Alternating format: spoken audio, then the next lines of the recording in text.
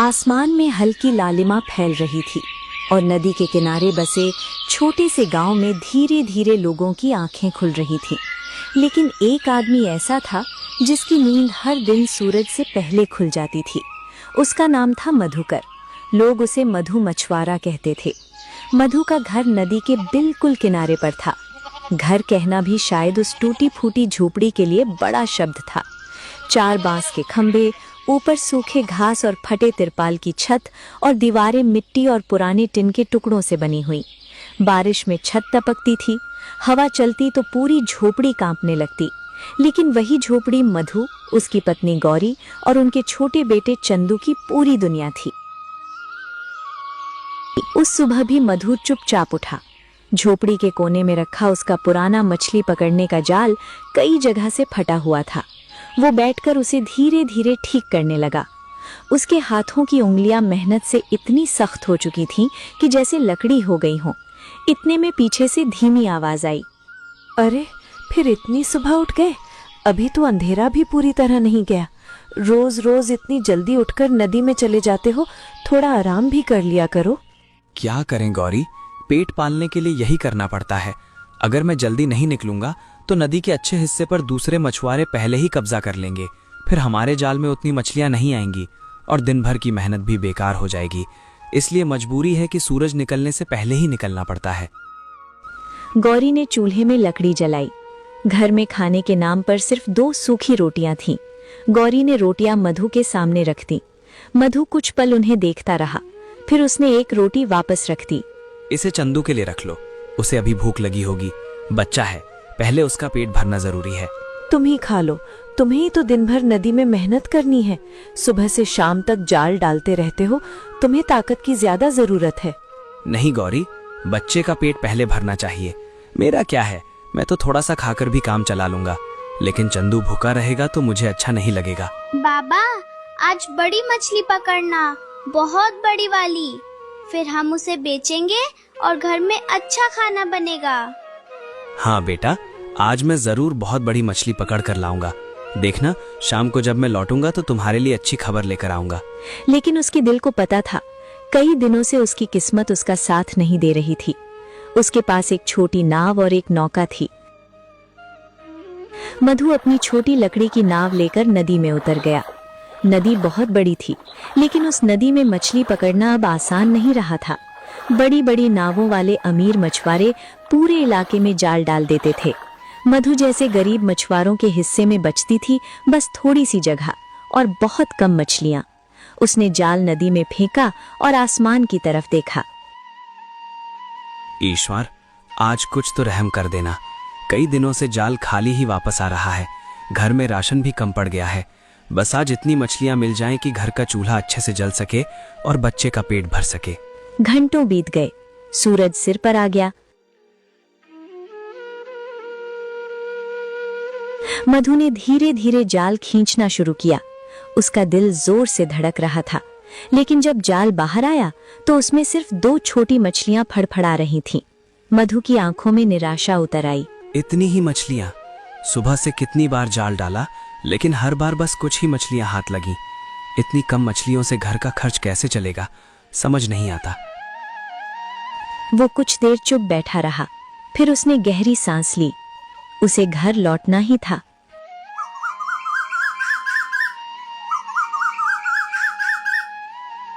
जब मधु शाम को घर पहुंचा, गौरी उसकी राह देख रही थी। उसने उम्मीद भरी नजर से पूछा, आज कैसा रहा? नदी में कुछ अच्छी मछलियां मिली या फिर आज भी जाल खाली ही लौट आया? सुबह से तुम्हारा इंतजार कर रही थी। मन में बस यही सोच रही थी कि आज का दिन शायद थोड़ा अच्छा रहा होगा। मधु ने चुपचाप मछलियां दिखा दी। गौरी की आंखों में एक पल के लिए चिंता चमकी, लेकिन उसने तुरंत खुद को संभाल लिया। कोई बात नहीं, अगर आज कम मछलियां मिली हैं तो चिंता मत करो। ईश्वर पर भरोसा रखो, कल का दिन जरूर अच्छा होगा और शायद कल तुम्हारे जाल में ज्यादा मछलियां आएंगी। बाबा, बड़ी मछली? क्या आज बहुत बड़ी मछली पकड़ी आपने, जो आपने मुझे वादा किया था? आज तो बस छोटी छोटी मछलियां ही मिली बेटा, लेकिन तुम चिंता मत करो। कल मैं फिर सुबह जल्दी जाऊंगा और तुम्हारे लिए जरूर एक बड़ी मछली पकड़ कर लाऊंगा। चंदू खुश होकर हंसने लगा। बच्चे उम्मीद जल्दी नहीं छोड़ते, लेकिन बड़े लोग जानते हैं कि उम्मीद टूटने में देर नहीं लगती। उस रात तेज हवा चल रही थी, झोपड़ी की छत हिल रही थी, बारिश की बूंदें टपक टपक कर अंदर गिर रही थीं। गौरी बर्तन रख रख कर पानी रोकने की कोशिश कर रही थी। मधु चुपचाप बैठा सब देख रहा था। उसके दिल में एक ही डर था, अगर एक दिन ये झोपड़ी भी टूट गई तो हम कहाँ रहेंगे? बारिश और हवा में ये पहले ही बहुत कमजोर हो गई है। कभी कभी सोचता हूँ अगर सच में ये गिर गई तो हमारे पास सिर छुपाने की जगह भी नहीं बचेगी।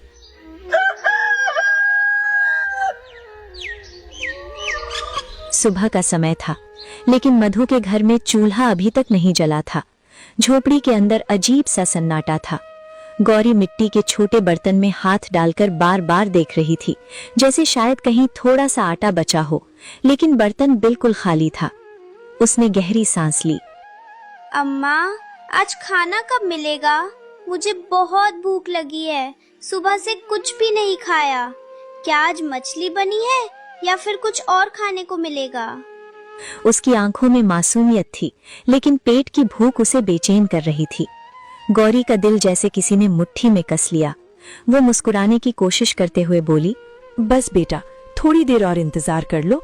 तुम्हारे बाबा अभी नदी से मछली लेकर आएंगे, फिर मैं जल्दी से खाना बना दूंगी। तब हम सब मिलकर पेट भरकर खाएंगे। लेकिन अंदर ही अंदर उसे पता था, आज घर में पकाने के लिए कुछ भी नहीं था। उसी समय मधु बाहर से लौटा। उसके हाथ खाली थे। गौरी ने उसकी आंखों में देखा और सब समझ गई। दोनों कुछ देर तक चुप रहे। इतने में अचानक झोपड़ी के बाहर लोगों की आवाज गूंजी। मधु ने बाहर झांक कर देखा। गांव का जमींदार रघुवीर सिंह अपने 2 आदमियों के साथ खड़ा था। लंबा कद, मोटी मूछें और चेहरे पर घमंड। मधु का दिल धक से रह गया। वो धीरे धीरे बाहर आया। रघुवीर सिंह ने तिरछी नजर से उसे देखा। क्यों मधु, आजकल दिखाई नहीं देते? लगता है किस्त देना भूल गए हो। कई दिनों से तुम्हें बाजार में भी नहीं देखा। कहीं ऐसा तो नहीं कि कर्ज चुकाने का इरादा ही छोड़ दिया हो? मालिक, इस बार किस्मत ने साथ नहीं दिया। कई दिनों से जाल डाल रहा हूँ, लेकिन मछलियां भी ठीक से नहीं मिल रही। जैसे ही कुछ अच्छा हाथ लगेगा, सबसे पहले आपकी ही किश्त चुका दूंगा। ये कहानी मुझे मत सुनाओ। तुम्हारे बाप ने सालों पहले मुझसे पैसे उधार लिए थे और उसी के बदले ये जमीन तुम्हें रहने के लिए दी थी। तभी साफ साफ तय हुआ था कि हर महीने उसकी किस्त समय पर दोगे, तभी तुम लोग यहाँ रह पाओगे। मालिक, अब तक मैंने कभी किश्त नहीं रोकी। जितना बन पड़ा हर महीने मेहनत करके आपकी रकम चुका दी। बस इस बार हालात थोड़े खराब हो गए, इसलिए देर हो गई। लेकिन इस बार रुकी है और मुझे बहाने बिल्कुल पसंद नहीं है। अगर समय पर पैसे नहीं मिले तो याद रखना, इस जमीन पर रहने का हक भी तुम्हारे पास नहीं बचेगा।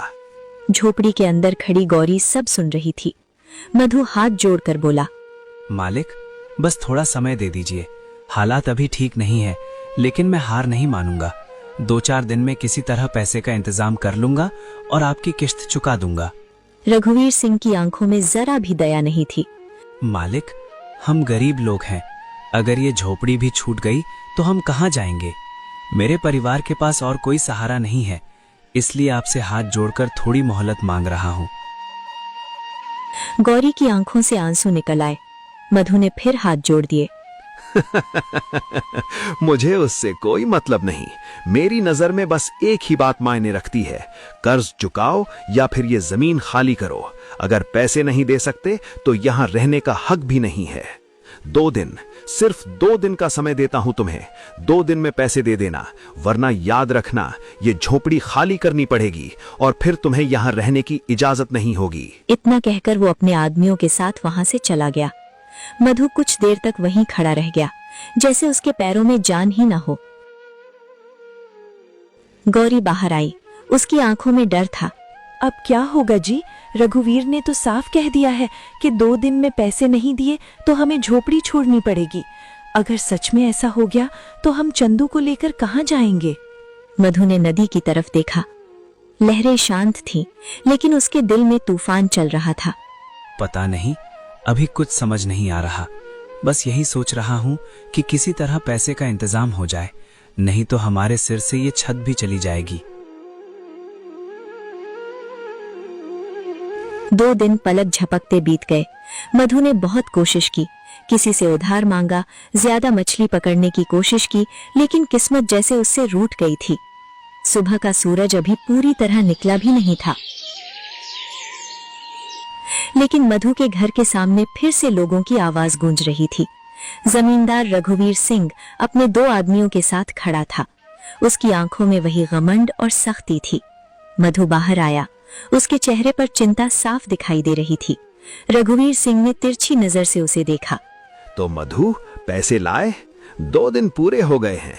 अब बताओ, क्या मेरे पैसे का इंतजाम कर पाए या फिर खाली हाथ ही आए हो?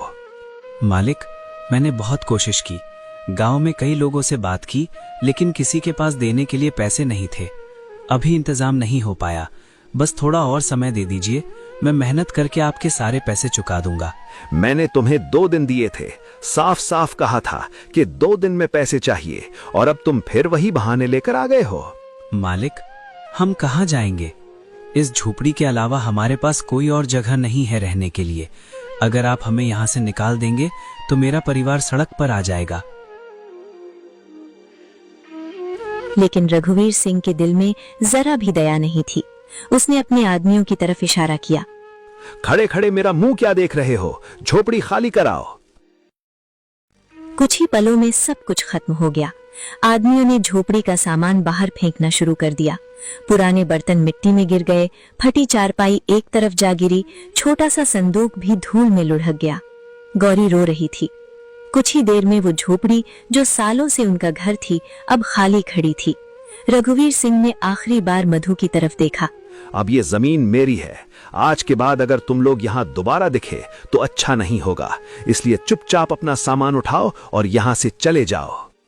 इतना कहकर वो वहां से चला गया। अब मधु और उसका परिवार सड़क के किनारे खड़े थे। उनका सारा सामान मिट्टी में पड़ा था। गौरी की आंखों से आंसू रुक ही नहीं रहे थे। अब हम कहाँ जाएंगे जी? ये झोपड़ी ही तो हमारा सब कुछ थी। अगर ये भी छूट गई तो हम चंदू को लेकर कहाँ सिर छुपाएंगे?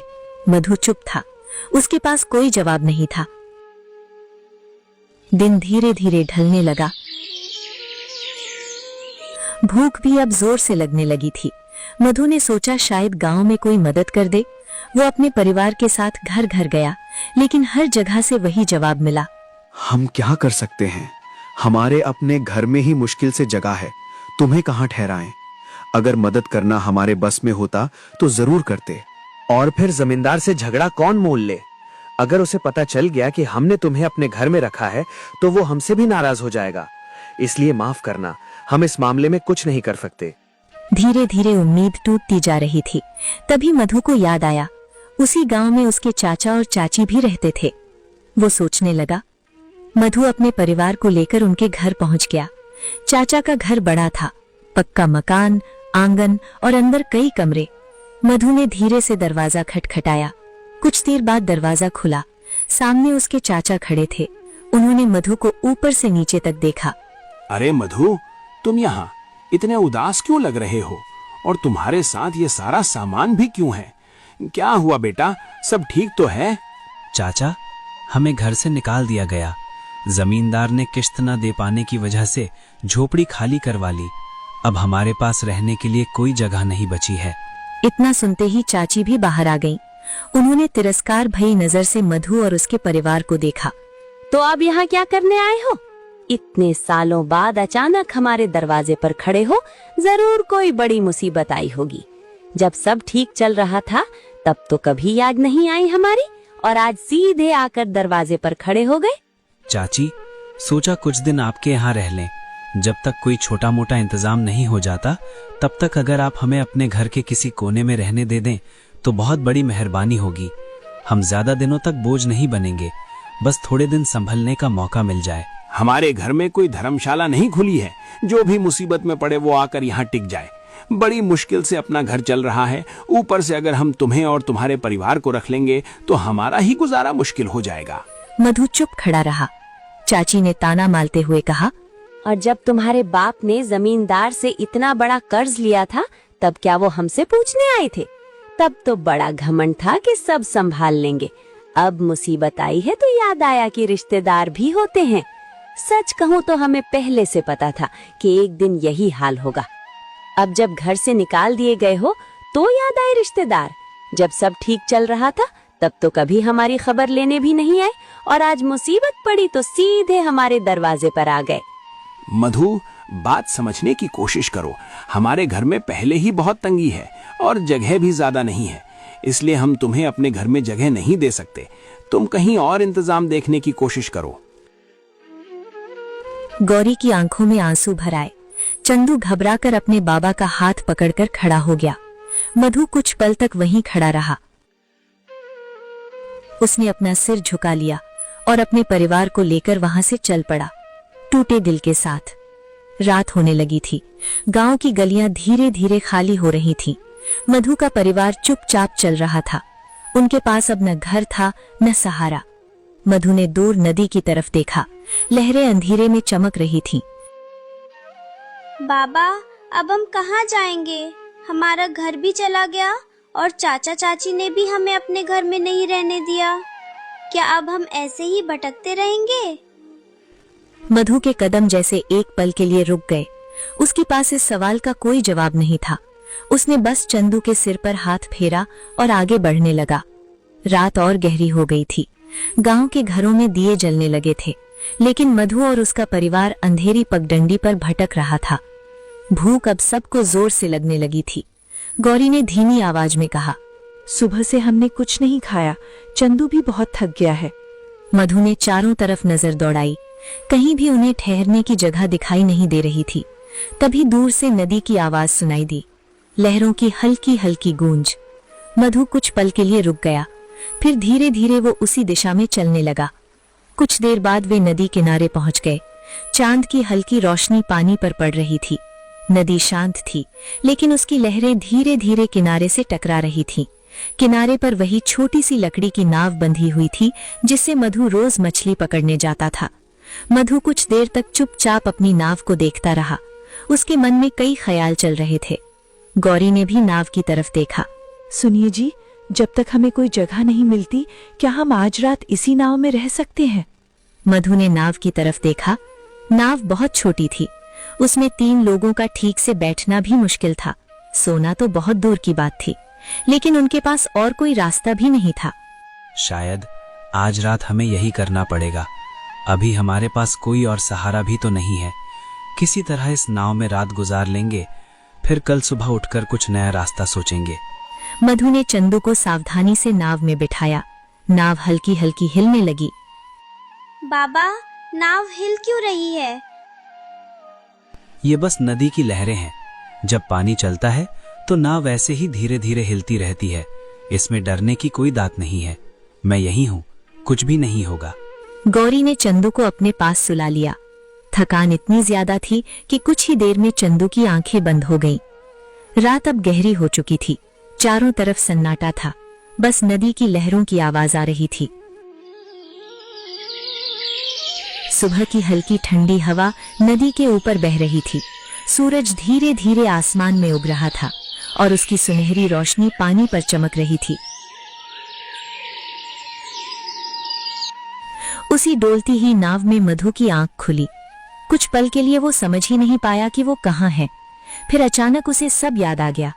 कल ही तो उन्हें घर से निकाल दिया गया था और मजबूरी में उन्होंने रात इसी छोटी सी नाव में बिताई थी। मधु ने चारों तरफ नजर घुमाई। गौरी एक कोने में बैठी थी और चंदू अभी भी गहरी नींद में था। उसके चेहरे पर थकान साफ दिखाई दे रही थी। पूरी रात नाव हिलती रही थी, इसलिए किसी की ठीक से नींद नहीं हुई थी। रात भर चंदू डरता रहा, बार बार मुझसे पूछ रहा था कि नाव डूब तो नहीं जाएगी। बेचारा ठीक से सो भी नहीं पाया। हर थोड़ी देर में घबराकर उठ जाता था और हमें पकड़कर बैठ जाता था। मधु ने गहरी सांस ली। उसके दिल में दर्द सा उठा। उसने नदी की तरफ देखा। क्या अब यही हमारी जिंदगी है? क्या अब हमें ऐसे ही हर रात इस छोटी सी नाव में गुजारनी पड़ेगी, बिना किसी छत और बिना किसी सहारे के? लेकिन सोचने से कुछ होने वाला नहीं था। उसे अपने परिवार के लिए कुछ करना ही था। बाबा, मुझे भूख लगी है। मधु के दिल पर जैसे किसी ने चोट कर दी। घर में तो पहले ही कुछ नहीं था, अब तो झोपड़ी भी नहीं रही। गौरी ने धीरे से कहा, अगर आज मछली मिल जाए तो मैं किसी तरह कुछ बना दूंगी, चाहे थोड़ी ही क्यों ना हो। मैं उसे पकाकर हम सबके लिए खाना तैयार कर दूंगी, ताकि कम से कम आज भूखे पेट सोना न पड़े।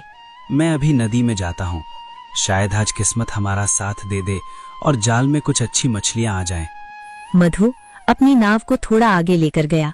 नदी आज भी उतनी ही बड़ी थी और उसकी किस्मत आज भी उतनी ही छोटी लग रही थी।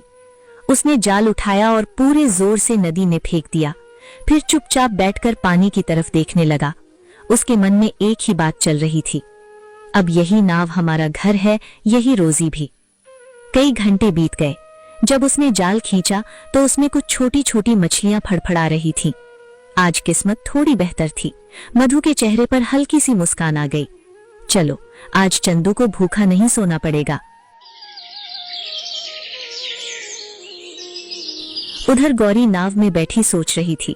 नाव बहुत छोटी थी, न धूप से बचाव न बारिश से। अगर बारिश आ गई तो? वो चारों तरफ देखने लगी। किनारे पर कुछ पुराने बांस पड़े थे, थोड़ा दूर फटा हुआ तिरपाल भी पड़ा था। गौरी के मन में अचानक एक विचार आया और बांस उठाकर लाने लगी। कुछ देर बाद उसने नाव के बीच में बांस खड़े करने शुरू किए, फिर ऊपर से तिरपाल बांधने की कोशिश करने लगी। ये आसान काम नहीं था, लेकिन वो कोशिश करती रही। शाम होने लगी थी। मधु मछलियां पकड़कर वापस लौट रहा था। जैसे ही उसकी नाव किनारे पहुंची, वो एक पल के लिए रुक गया। उसने देखा नाव के बीच में बांस खड़े थे और ऊपर फटा हुआ तिरपाल बंधा हुआ था, जैसे कोई छोटा सा छप्पर बन रहा हो। मधु हैरान होकर बोला, गौरी, ये क्या कर रही हो? सुबह सुबह से नाव में ये सब क्यों जमा कर रही हो? क्या सोच रही हो तुम? सोच रही थी, अगर हमें कुछ दिन यहीं रहना है तो क्यों ना इस नाव को ही थोड़ा घर जैसा बना दे। कम से कम ऐसा लगे कि हमारे पास रहने की कोई जगह तो है। जब जमीन ने हमें अपना घर नहीं दिया और हर जगह से हमें ठुकरा दिया गया, तो क्यों ना नदी को ही अपना घर बना ले। यही नाव हमारी छत बन जाए और यही पानी हमारी दुनिया। मधु ने धीरे धीरे नदी की तरफ देखा। लहरें हल्की हल्की चमक रही थीं। उसकी दिल में पहली बार उम्मीद की एक छोटी सी किरण जगी। शायद सच में यही छोटी सी नाव एक दिन उनका घर बन सकती थी। वो सब लोग नाव में बैठे ही थे कि तभी हवा का एक तेज झोंका आया। नाव हल्की सी जोर से हिल गई।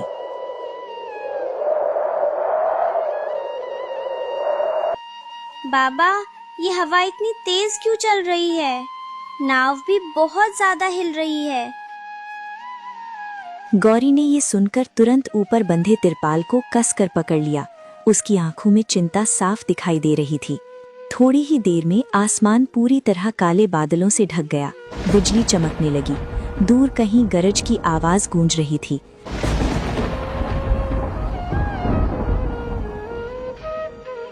नदी की लहरें भी अब पहले से ज्यादा तेज हो गई थीं। नाव बार बार हिल रही थी। सुनिए जी, अगर तूफान सच में आ गया तो ये छोटी सी नाव इतनी तेज हवा और लहरों को कैसे सह पाएगी? मुझे बहुत डर लग रहा है। डर मत गौरी, मैं हूं ना। जब तक मैं यहाँ हूँ, तुम्हें और चंदू को कुछ नहीं होने दूंगा। हम सब मिलकर इस रात को भी पार कर लेंगे। लेकिन सच तो ये था कि उसके दिल में भी डर बैठ चुका था। अचानक तेज हवा चलने लगी। पेड़ों की टहनियां जोर जोर से हिलने लगी और फिर बारिश शुरू हो गई। पहले हल्की बूंदें, फिर कुछ ही पलों में मूसलाधार बारिश। पानी तेजी से गिरने लगा। तिरपाल के नीचे भी पानी टपकने लगा। नाव जोर जोर से डोल रही थी।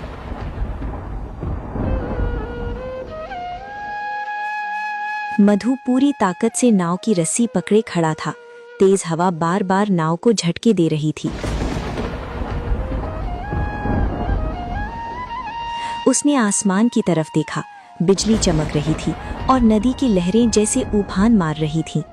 उस पल उसके दिल में एक ही ख्याल आया, अगर ऐसा तूफान फिर आया तो हम कैसे बचेंगे? तूफान पूरी रात चलता रहा। कभी हवा तेज हो जाती, कभी बारिश और जोर से बरसने लगती। मधु पूरी रात जागता रहा। वो बार बार रस्सी कसता, तिरपाल ठीक करता और अपने परिवार को संभालता। आखिरकार कई घंटों बाद तूफान धीरे धीरे शांत होने लगा। बारिश भी रुक गई, लेकिन वो रात मधु कभी नहीं भूल सकता था।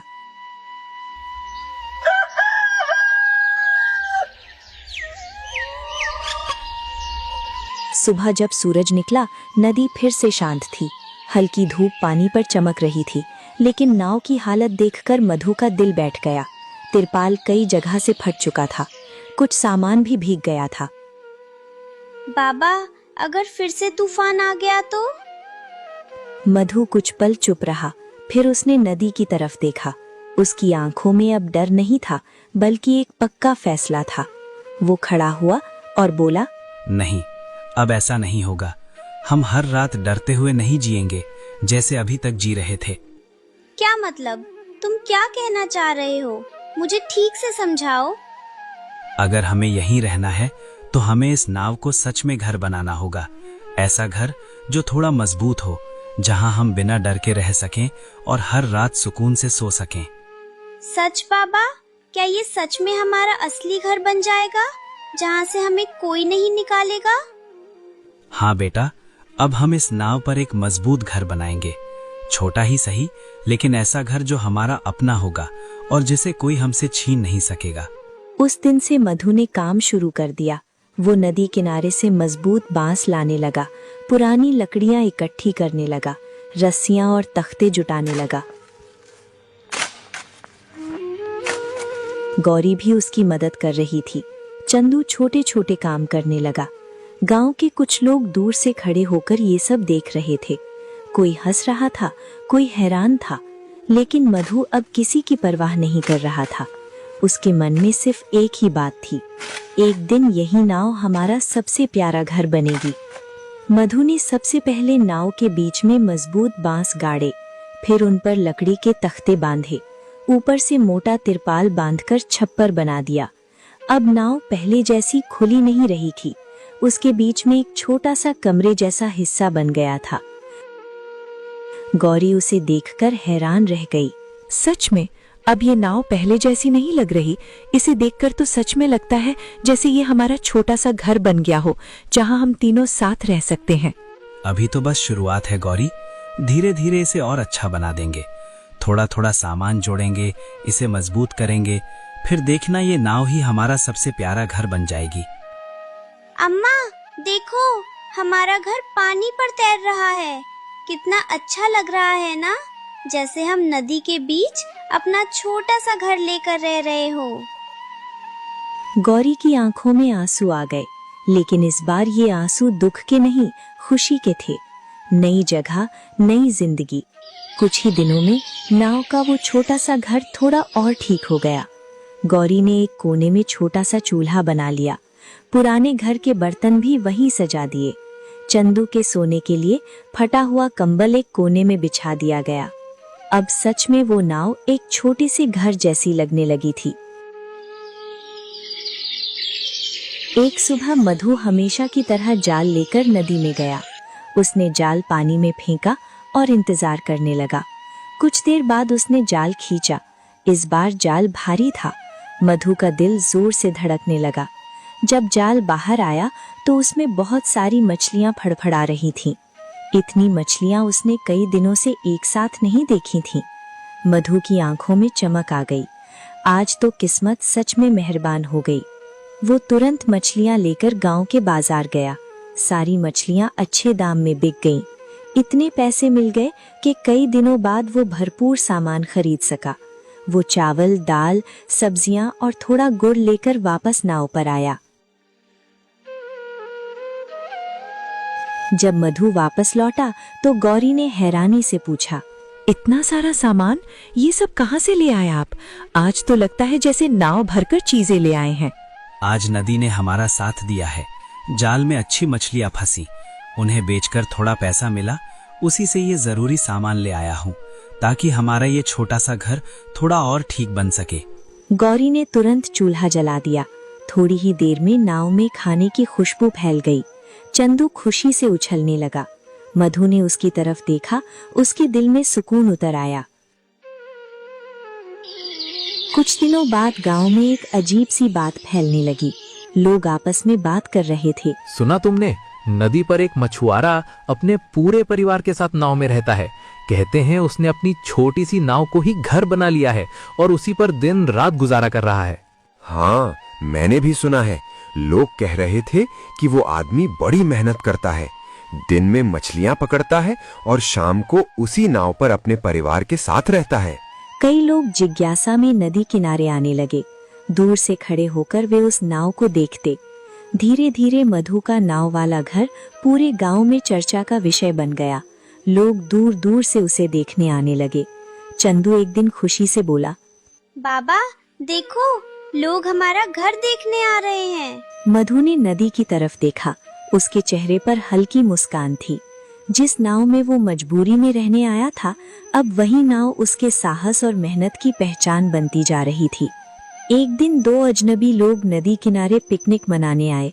उनके कपड़े और बोलने का तरीका देखकर साफ लग रहा था कि वो पास के शहर से आए थे। वे कुछ देर तक मधु के नाव वाले घर को देखते रहे। फिर उनमें से एक आदमी ने आवाज लगाई, अरे भाई, क्या सच में तुम लोग इस नाव में रहते हो? दूर से देखकर तो मुझे लगा था कोई छोटी सी झोपड़ी पानी पर तैर रही है, लेकिन पास आकर समझ आया कि ये तो सच में नाव है। हाँ साहब, यही हमारा घर है। कुछ समय पहले तक हमारे पास जमीन पर झोपड़ी थी, लेकिन अब यही नाव हमारी छत भी है और यही हमारी दुनिया भी। वाह, ये तो बहुत अलग है। पानी के ऊपर तैरता हुआ घर, मैंने ऐसी चीज पहले कभी नहीं देखी। सच में बड़ा अनोखा लग रहा है। अगर एक रात यहाँ रुकने को मिल जाए तो सच में मजा ही आ जाए। शहर की भीड़ भाड़, शोर शराबे और भागदौड़ भरी जिंदगी से दूर नदी के बीचों बीच ऐसी शांत जगह पर रात बिताना अपने आप में एक अनोखा अनुभव होगा। चारों तरफ सिर्फ पानी की हल्की हल्की आवाज, ऊपर खुला आसमान, चमकता हुआ चांद और ठंडी हवा। ऐसा माहौल शहरों में कहाँ मिल पाता है। यहाँ बैठकर मन भी बिल्कुल शांत हो जाएगा और प्रकृति के साथ कुछ सुकून भरे पल बिताने का मौका मिलेगा। सच कहूँ तो ऐसी जगह पर एक रात गुजारना यादगार बन जाएगा। मधु और गौरी एक दूसरे की तरफ देखने लगे। उन्होंने कभी ऐसा सोचा भी नहीं था। कुछ पल सोचने के बाद मधु बोला, रुकने को मतलब आप लोग सच में यहाँ रहना चाहते हैं? हाँ, हम शहर से आए हैं। अगर तुम हमें एक रात यहाँ रहने दोगे तो बदले में हम तुम्हें अच्छे पैसे देंगे। अगर आपको सच में रहना है तो रह सकते हैं। उस रात वे दोनों आदमी मधु के नाव वाले घर में रुके। उन्हें नदी की ठंडी हवा, लहरों की आवाज और पानी के ऊपर तैरता घर का अनुभव बहुत अच्छा लगा।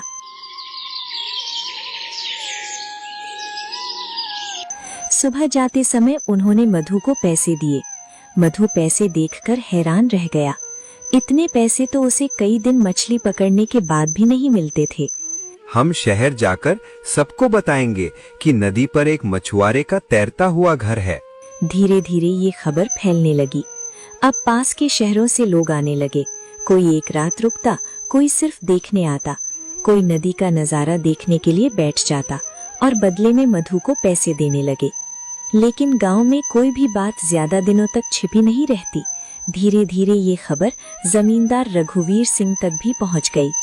मालिक, वो मधु मछुआरा जिसे आपने उसके घर से निकाला था, क्या हुआ उसे?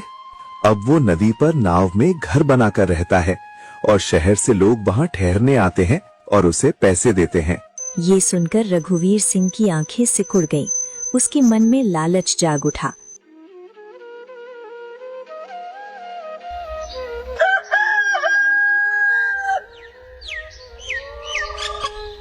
अगले ही दिन वो नदी किनारे पहुंचा। मधु उस समय अपनी नाव ठीक कर रहा था। अचानक उसने आवाज सुनी, क्यों मधु, बड़ा नाम हो गया तुम्हारा। आजकल तुम्हारी इस नाव वाले घर की चर्चा हर जगह सुनने को मिल रही है। मधु ने मुड़कर देखा। सामने वही जमींदार रघुवीर सिंह खड़ा था। कहिए मालिक, आज यहाँ कैसे आना हुआ? क्या काम था मुझसे? तुम्हारा ये नाव वाला घर तो बड़ा मशहूर हो गया है। दूर दूर से लोग इसे देखने आते हैं और कुछ तो यहाँ रात बिताने की भी बात करते हैं। अगर तुम चाहो तो एक काम कर सकते हो।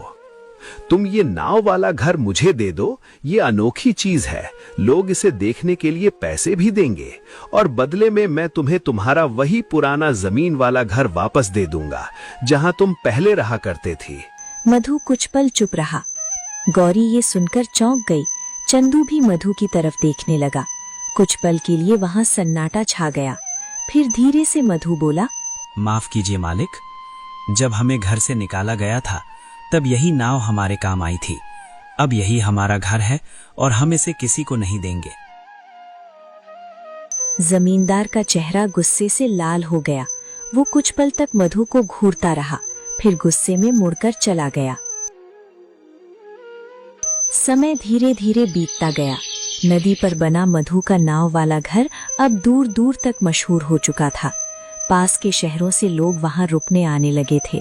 किसी को नदी की ठंडी हवा पसंद आती, किसी को पानी पर तैरते घर का अनुभव। लोग वहां 1-2 रात रुकते और बदले में मधु को पैसे देते। मधु हर बार उन पैसों को बहुत संभाल कर रखता। सुनिए जी, अगर ऐसे ही लोग आते रहे और यहाँ रुकने के लिए पैसे देते रहे तो शायद एक दिन हम फिर से अपना घर खरीद सकेंगे। छोटा ही सही, लेकिन अपना एक पक्का घर होगा जहाँ हमें कोई निकाल नहीं पाएगा। हाँ गौरी, अब हमें कोई नहीं रोक सकता। हमने जितनी मुश्किलें देखी हैं उसके बाद अब लगता है कि हमारी किस्मत भी धीरे धीरे बदल रही है। कई महीनों की मेहनत के बाद मधु के पास काफी पैसे जमा हो गए। एक दिन वो सीधे जमींदार रघुवीर सिंह के पास गया। जमींदार उसे देखकर थोड़ा हैरान हुआ। क्यों मधु, यहाँ कैसे आना हुआ? इतने दिनों बाद मेरे दरवाजे पर क्या काम पड़ गया तुम्हें? मालिक, मैं अपनी जमीन और अपना पुराना घर वापस लेने आया हूँ।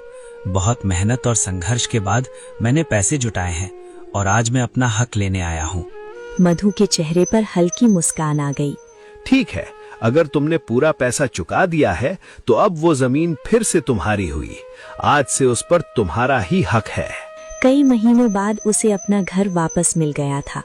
जब मधु अपने पुराने घर के पास पहुंचा तो उसकी हालत बहुत खराब थी।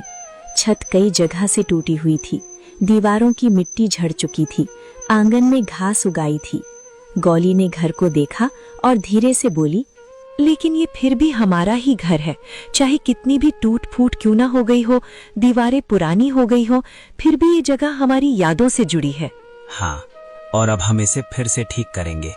धीरे धीरे इसकी मरम्मत करेंगे, इसे पहले से भी बेहतर बनाएंगे ताकि हमारा परिवार फिर से यहीं आराम से रह सके। धीरे धीरे मधु ने घर की मरम्मत शुरू की। नए बांस लगाए, छत ठीक की, दीवारों पर नई मिट्टी चढ़ाई। कुछ ही दिनों में वो टूटा हुआ घर फिर से रहने लायक बन गया। लेकिन मधु ने अपना नाव वाला घर भी नहीं छोड़ा। वो अब भी नदी पर था और लोग अब भी वहां रुकने आते थे। एक दिन 2 लोग मधु के घर के सामने आए।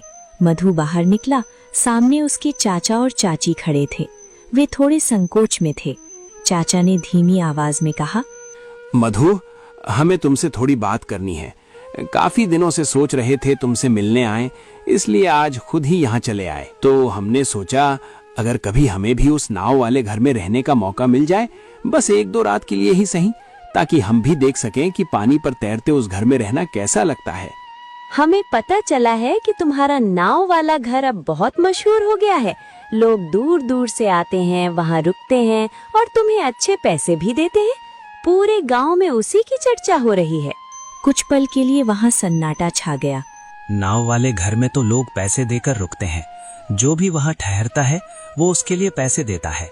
उसे याद था जब यही लोग उन्हें बेइज्जती करके भगा चुके थे। मधु ने चाचा चाची की तरफ देखा, फिर शांत आवाज में बोला, लेकिन आप लोग मेरे अपने हैं। आपको वहाँ रुकने के लिए पैसे देने की कोई जरूरत नहीं है। अगर आप चाहें तो आराम से वहाँ रह सकते हैं और अगर मन हो तो हमारे इस घर में भी रह सकते हैं। जो कुछ दिन पहले हुआ उसे मैं दिल में नहीं रखता। इंसान की पहचान उसके कर्म से होती है। अगर मैं भी वही करूं जो आपने हमारे साथ किया था तो फिर आप में और मुझ में फर्क ही क्या रह जाएगा। मधु, उस दिन जब तुम हमारे दरवाजे पर मदद मांगने आए थे तब हमें तुम्हारा साथ देना चाहिए था। तुम मुश्किल में थे, तुम्हारे साथ तुम्हारा परिवार था, लेकिन फिर भी हमने अपने ही खून को ठुकरा दिया। उस समय हमें बस अपनी परेशानी और डर दिखाई दिया, लेकिन आज समझ में आ रहा है कि हमने कितनी बड़ी गलती की थी। आज हमें एहसास हुआ है कि असली अमीरी पैसे या जमीन में नहीं होती, बल्कि इंसान के दिल में होती है। बेटा, अगर हो सके तो हमें माफ कर देना। चाचा, रिश्ते नाराजगी से नहीं टूटते। इंसान से गलती हो जाती है, लेकिन अपनी गलती को समझ लेना और उसे सुधारने की कोशिश करना ही सबसे बड़ी बात होती है। आप लोग मेरे अपने हैं और अपने लोगों से दिल में बैर रखकर कोई खुशी नहीं मिलती, इसलिए पुरानी बातों को भूल जाइए। यहाँ हमेशा आपका स्वागत है। चाचा चाची के आंसू आ गए। मुश्किल हालात इंसान को तोड़ने नहीं बल्कि मजबूत बनाने आते हैं। जो व्यक्ति मेहनत, धैर्य और अच्छे दिल के साथ आगे बढ़ता है वो एक दिन जरूर सफलता हासिल करता है, और जो इंसान दूसरों के साथ भलाई करता है वही सच्चे अर्थों में सबसे अमीर होता है। आपको ये कहानी कैसी लगी हमें जरूर बताइए। अपना प्यारा सा कमेंट करिए रेड हार्ट इमोजी के साथ।